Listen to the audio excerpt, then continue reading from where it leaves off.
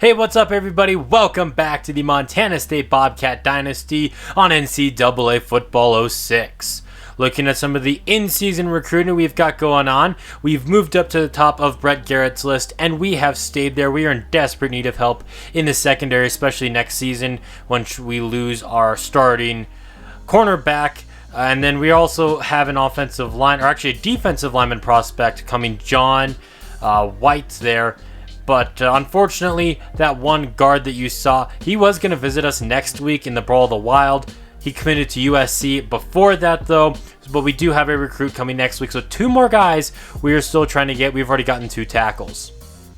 Today we're going to be taking on Sacramento State. It's probably between them and Eastern Washington for the second best team in the Big Sky Conference, behind us of course. They're a pretty solid team. Their quarterback Adrian Britt, though, did suffer an injury and is out for this game. So today they're going to have to be rocking with the backup and hoping that he can lead them to an upset.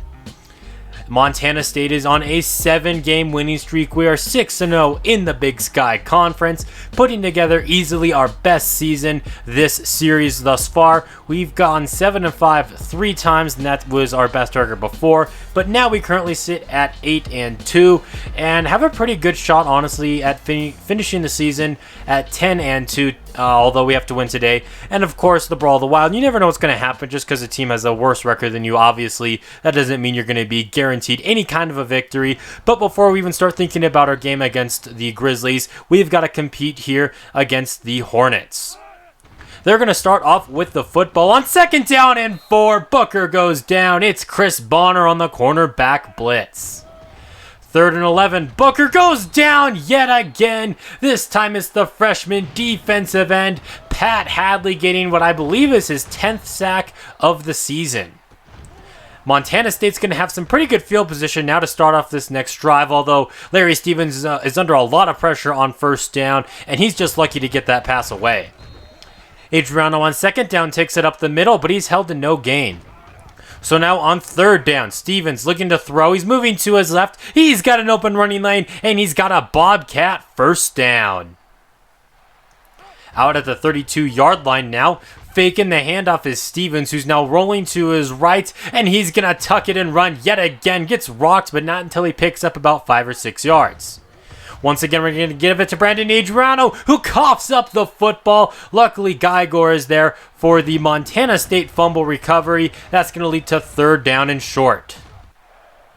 On 3rd and inches, we're going to give it to Stevens, or rather, Stevens is just going to call his own number on the quarterback sneak and move the sticks. Now throwing to the end zone on 1st down. It's a touchdown for Montana State. Curtis Brown from 21 yards make a heck of a catch. And how about this throw from Stevens too? Immediate pressure, flushing him to his left. He has to throw just a really awkward pass, but is yet another touchdown, number 26 on the season for him. Nice job by Jed Torrey on 1st down as he breaks that pass up. Now an offset I formation here as they're going to give it to Winston, their impact running back, who gets stuffed at the line of scrimmage. It's 3rd down now. Booker throws off his back foot across his body for Bryant, who makes the catch, then gets stripped of the football. Winston is there for the fumble recovery, but Sacramento State's still going to go 3 and out. 4th and 3, they're going to punt this one away, and he shanked it. A terrible punt by Sacramento State is going to give us some great field position as we get to start off this next drive in their territory before losing about 12 yards on a sack. So now on 2nd and 23, we are in our own territory now. Under some pressure, but he's still able to get it out to Gerard Doolin over the middle. That's going to set up 3rd and 13. Stevens looking to throw. He's going over the middle for Doolin again. And there was a little bit of confusion, I think, between him and Larry Lane, who the pass was intended for. That kind of screwed up the play and resulted in an incomplete pass. So despite the good field position, we were unable to do anything and actually lost 3 yards on that drive. A toss to the right on 2nd and 10, and Winston goes down in the backfield. Marquez Randolph has his 3rd tackle of the game already. And then we get into the backfield yet again. That is Nick Brown, the young defensive tackle, getting his 1st sack as a Bobcat and giving us the football yet again now with some more fantastic field position. About 15 yards for Adriano on his third carry of the day. That gets us out to the 35-yard line. Here's a run from Adriano. Yet again, he takes it to the right side, but he's not going anywhere there. Stevens the throw on 2nd and 10, moving to his left. Off his back foot again, looking for the senior tight end, Michael Ryan, but the pass was off the mark. Once again, Stevens looking to air it out, trying to throw it over in the middle to, I believe, Brian Brown, the running back. Unfortunately, though, it gets broken up. Now we bring out Jason McMillan for a 52-yard field goal attempt, but then we decide we're going to change our mind. I don't think he can hit from that much, so we go for it, but unfortunately, the pass is going to get broken up, and Sacramento State is going to get the football back. Adam Booker looking to run on the quarterback draw here. It looks like it was a design draw at least, but Nick Brown is there for another big play. 2nd and 10 now. Adam Booker under pressure immediately. Sacked yet again. It's James Green. On 3rd and long, Booker is going to float this one to the left side. What a catch made by Winston. Green in coverage there, but Winston just basically mosses him right there. And then the Bobcats also have an injured player there. That is a defensive tackle down. We are already down one defensive tackle going into this game. Here's a run by the fullback to the left side, and he's going to pick up a gain of 3. I formation, now Winston's going to get the carry right up the middle, and he's going to pick up about 2 or 3 more yards. Now on 3rd and 5, they look to convert. Play action here, Booker throws to the left side. It's Torrey again, breaking up the pass and forcing another Hornet punt. Stevens trying to set up the screen, and I'm not really sure what was going on there as Adriano was just not even in the vicinity of that pass. He's going to run it right up the gut on 2nd down, picks up about a yard. We're also going to get an update on that injured defensive tackle, and he's going to be missing about 2 weeks. That is all the defensive tackles we have. We got Nick Brown, and then our other 2 defensive tackles who are hurt. So we're going to be putting a pass rusher now in the 2nd defensive tackle position. But that's not really going to be a big deal, I don't think, because this defense is balling out, getting yet another sack here as we draw near to halftime. Montana State's thinking about maybe trying to put together a 2-minute drill now. We run for negative 2 yards on 1st down. Now we're going to take a shot, and Adriano has the reception over the middle out to the 41-yard line. Let's take a second look at this one. The impact linebacker in coverage there. Pretty good coverage, but you cannot defend a perfect pass. Stevens looking to throw again, going for it all this time, and Doolin could have brought that one in for a huge 41-yard touchdown. Instead, it's going to go down as a drop. Stevens goes for it all again, this time for Larry Lane, and that pass was slightly less catchable. Stevens is looking to throw again. He fires to the right side, looking for Lane, but there are 2 defenders in the area. They break it up, and that takes us to half. Montana State with the football now. Adriano's going to run this one to the left side. He made a defender miss, and he's going to get tripped up at midfield. It was a slow first half for Brandon Adriano, but here's probably his best run of the game so far. He made a man miss, and then we got into open space, got tripped up there, a potential touchdown-saving tackle. He gets the carry yet again, but there he loses a yard.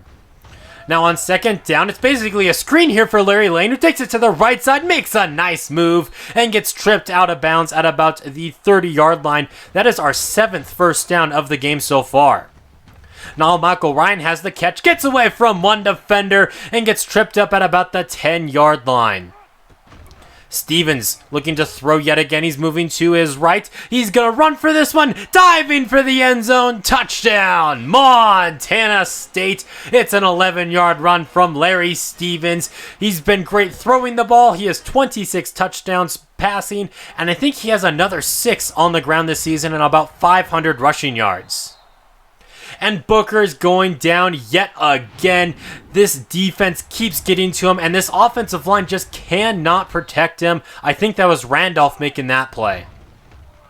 Adam Booker to the left side, and his pass is going to be incomplete.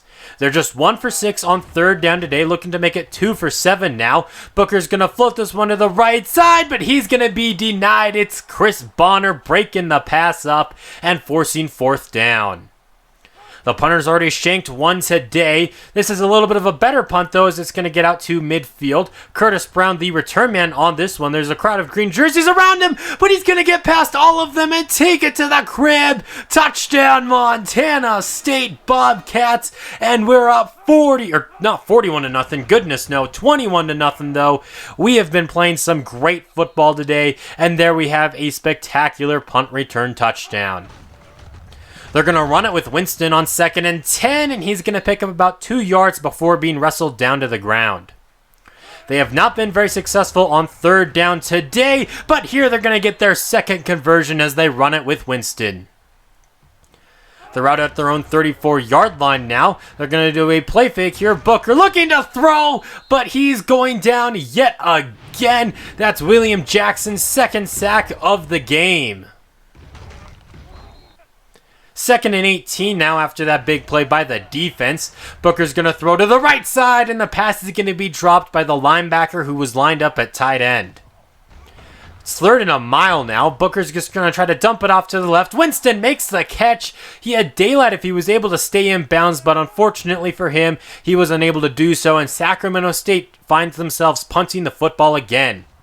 Here's Curtis Brown from his own 25-yard line. He just took the last punt. He returned it to the crib, and he's going to do it again, just like the old punt return king Deshaun Ralph did all those years ago.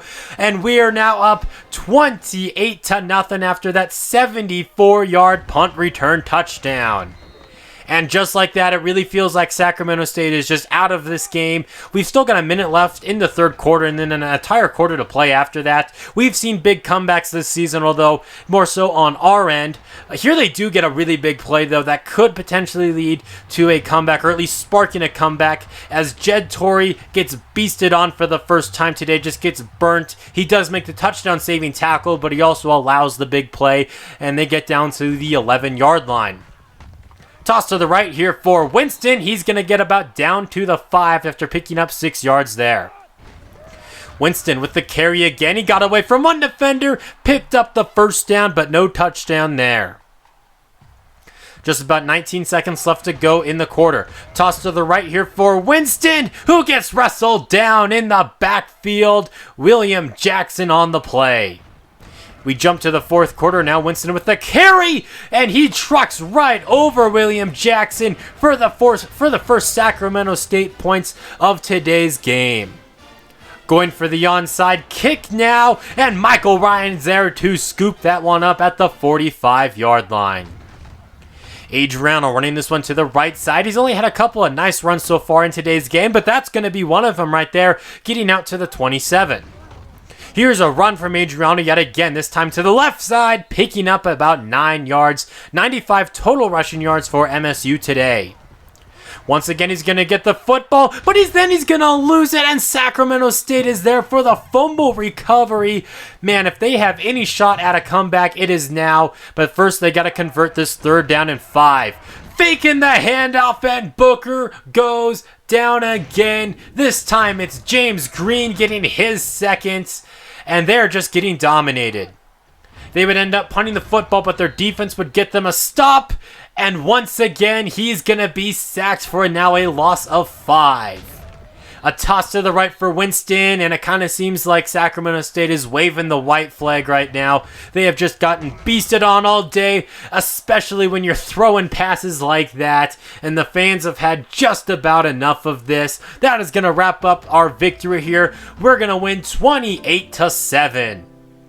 Curtis Brown in the 3rd quarter was a beast, especially on those 2 punt return touchdowns. He was accountable for 3 out of our 4 touchdowns today, 1 receiving, 2 through the punt return game, and a pretty dominant victory. Our defense throughout the first 3 quarters of the last 2 games has given up 0 points. Last week, they gave up 7 in garbage time. The backups were in there. And then at the beginning of the 4th quarter in this game, they allowed some points. It's basically been your average Bobcat game this season. Stevens was good outside of the completion percentage department. He was only 5 of 15 today and only about 100 yards. And I think a lot of that has to do with the offensive line play. But our defense absolutely dominated. We got a total of 9 sacks today. 3 for Jackson, 2 for Green, 1 for Hadley, Riley, Brown, Randolph, and Bonner. We weren't even able to get any turnovers, but we still dominated. And as I said, Curtis Brown, 3 of our 4 touchdowns. That gets him the Big Sky Conference Offensive Player of the Week. Weber State finally able to get back to their winning ways as they win 31-17 over Temple there. Idaho gets the win here over Eastern Washington, 32-24. Next up, we've got Northern Arizona in a pretty high scoring game against North Carolina. They win 42-38. You got Idaho State defeating Navy, who's still looking for their first win late in the season now. They fall to Idaho State 34-7. And last but not least, you have the Grizzlies destroying the lowly Portland State Vikings 23-3. Well, that's going to do it for this video. Thank you all for watching. If you're not already subscribed, that would be very much appreciated if you did and left a like on the video as well. But until next time, this has been Jeffrey, reminding you to stay moist.